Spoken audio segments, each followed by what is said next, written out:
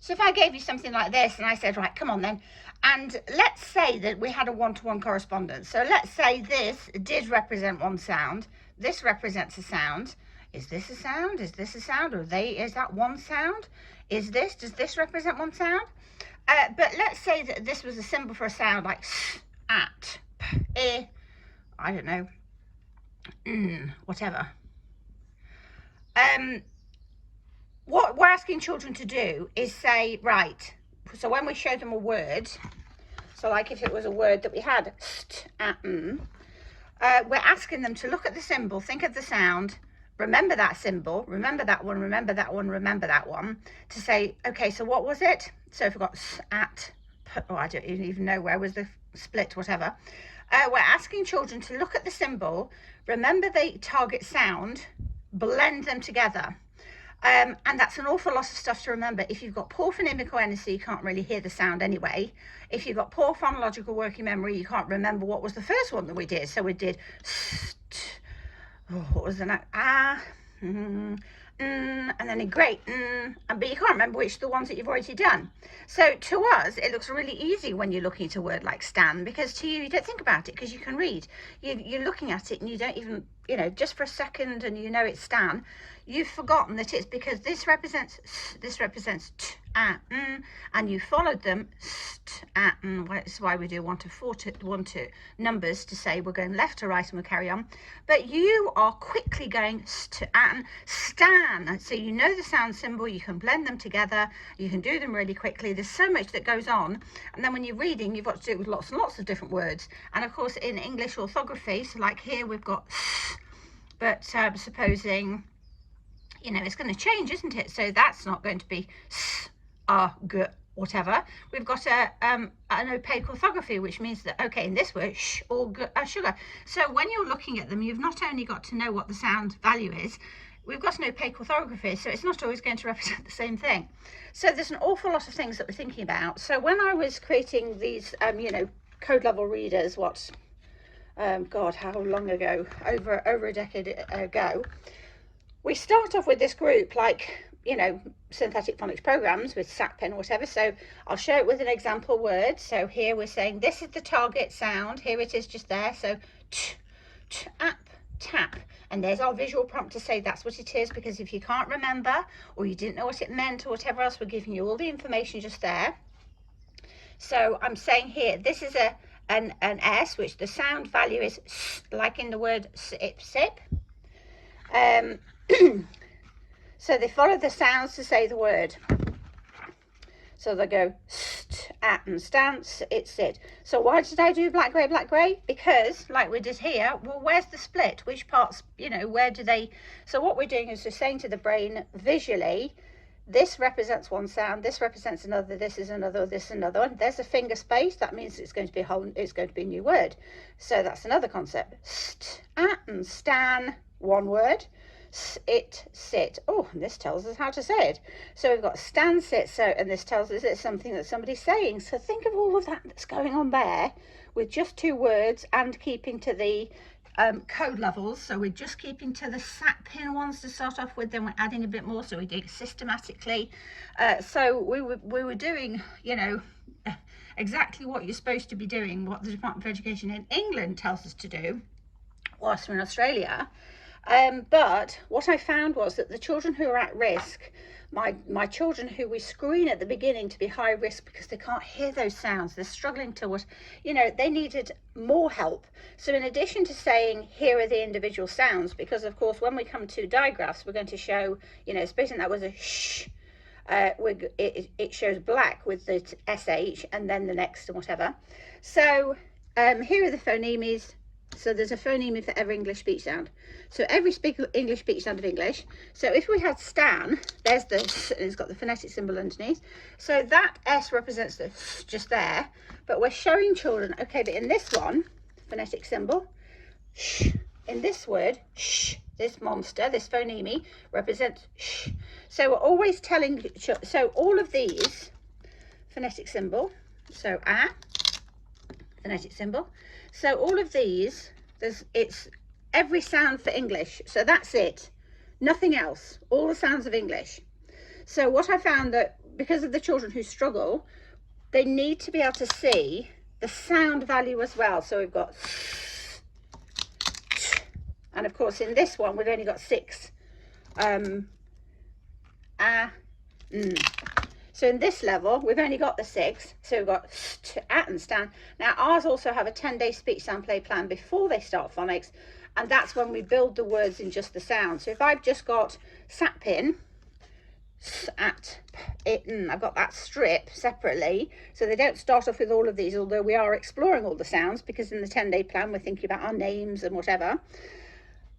But it means that they can build words, so they can build, so we can say, oh, what's stan, st, and stan, and we can do it from speech to print.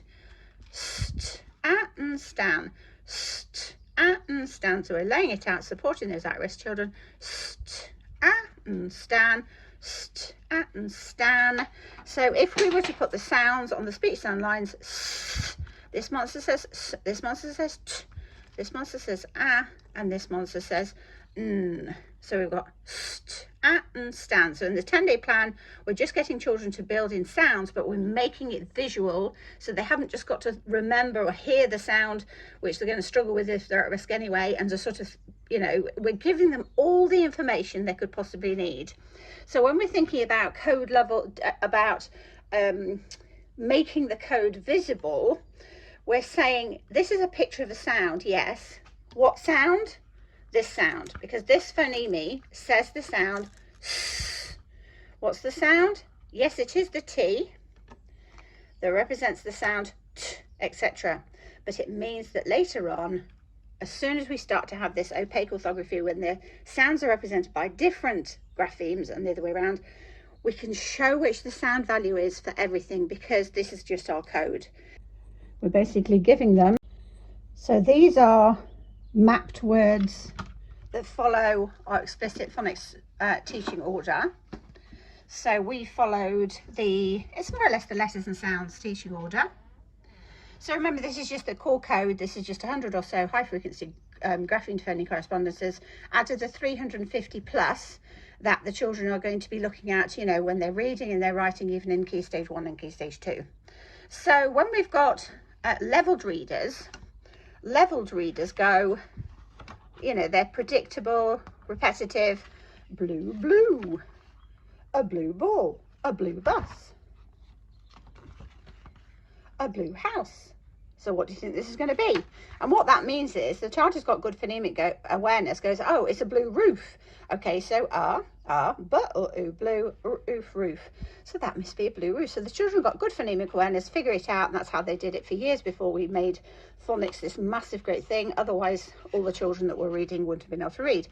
But the 1 in 5 of the children that I've always been ridiculously interested in, and always, you know, how we learn, how we read, whatever. So what I said was, okay, so we need the children to be able to see which letters go together as the graphemes, b or oo, blue, but they also need to be able to see in this word what's the sound value, just the same as using phonetic symbols. B or oo, blue. There's the phonetic symbol for blue. So if you were to type blue and see what the phonetic symbols are, see what the sounds are in the word blue, you would see b, which looks like a B. You would see o, which looks like an L, and that's the trouble as well, is that they look like letters, so we can never use them with children because we're teaching them about the letters. But we can teach them, like, you know, dog says woof. Well, this monster, this phoneme says b, this one says o, this one says oo. So let's follow the monster sounds to say the word b or oo, blue. Now to me, my brain, my mathematical brain, whatever, also wants to see the lines with the numbers to say to the child, go left to right, because I know children could quite happily go right to left as well.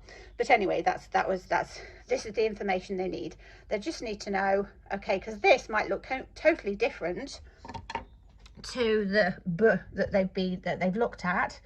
So we've got b, like b, us, bus. And even, this is how my brain works, even all these example words, these visual prompts, every single word is made up of the graphemes they've already learned. So if I'm doing the word, you know, there's an E. I'm not going to put an elephant there because they haven't done the e or if, elephant. Actually, the second E represents the I sound and the A represents the schwa in that word. So every single word consisted of the graphemes that they've already looked at. So nothing is ever difficult. Nothing is ever cognitive overload, or, you know, it's always schema driven. It's always, what do the children already know? Let's build on that. But here, we're not building what they already know, other than the fact that they know the word blue. What we're doing is the other way around. We're saying, okay, here's the spoken word blue. The spoken word blue, the sounds are b, or oo, blue. B, or oo, blue. That's the most logical way to do it, isn't it? This is kind of not really the logical way, but it's the way people do it, because they think, well, that's what reading is, it's looking at that, but also because you've got more clues there. You know, if you know that that's a b and that's a all and there's a blue ball, you're going to go ball, oh, I think it's blue. So it gives you more clues. But the way the brain really wants to know is the word blue, b or oo, blue, b or oo, blue. So what are the sounds? B, or, oo, blue. So there are just my sounds laid out. B, or oo, blue. So any of the children who got poor phonemic awareness and whatever else, we're scaffolding it for them first. Then we're saying, yeah, and what's the pitch of the sound in this word? B, looks like that. And here it's a capital. So what I was saying before about that, sorry, I got a little bit, was that if they've only seen it as a lowercase, well, you know that's an uppercase. It's exactly the same letter. It's just uppercase, but the child might not. So we're saying, no, it still is. It just looks a bit different, because we know it still is, because look, it's got the monster but just there. So the picture for all is there, and oo in this word is there. B, or oo, blue. And it means that, supposing we're talking about cows, oo, moo. Oo, what do they say? Oo, moo. Oo, moo. So we had what's the sound? It's the same sound. Ooh, b, or oo, blue. Ooh, moo. In this word, that's the In this word, that's the picture for ooh. Ooh, moo. And so what we also did with thousands of children is we collected the speech sound clouds. So we've got, remember there's ooh, there's the phonetic symbol for ooh. So we said, yes, so we're going to learn these ones on the outside in our systematic explicit phonics, but here are the other pictures. So throughout and if it's only ever appears in one word in the English language, it goes on the outside and like that. It doesn't go in here. So like the WO in the word to, that's the only time in the whole of the English language that WO represents the oo sound. So they've got them on the walls with what they've discovered. They've got the explicit instruction. We've got showing the clues to show which letters are the graphemes. We've got the phonemes that show the sound value. And so that means that when we've got leveled readers, they are decodable because we're using that predictable, repetitive stuff. So it's giving children the opportunity to develop reading skills, and to what the children do, who the 4 and 5 that have got good phonemic awareness that learn with leveled readers, if they're good leveled readers and they are scaffolded and the children do enjoy reading them and carry on. But we've also giving them the sound value as well. So we're making sure every single child has everything they could possibly need to become a reader. What they need, when they need it. And once we've got the reading finger sort of feature with the self-teaching readers, it means that the child who gets, is looking at a book like this, they can choose to have this mode where it's just regular text, no clues, doesn't show which are graphemes, doesn't show the sound value, and they can use their reading finger. So on a touch screen, they can just scroll along and go, they can, slide along and go, a blue bus, and they hear the words, or they can stop and they can click on it, and it'll show that mapping to show which of the letters are graphemes, or they can double click it and it will show that and the sound value. So the child gets to choose, what do you need? If you don't need it because you can go a blue bus, that's fine. But if I say to you, what are the sounds in this word, and which are the letters that represent the sounds in this word, you know it's B or U blue, and if you don't, you can click it, see, double click, see the sound value. But other than that, you can use your reading finger to go scroll all the way along for any words you're not sure of. So your finger becomes, you know, you've got autonomy, because on the touch screen your finger is going to be able to dictate, but you can choose how much you use it. So you could just use it as a regular pointing finger, or you can use it as my reading finger.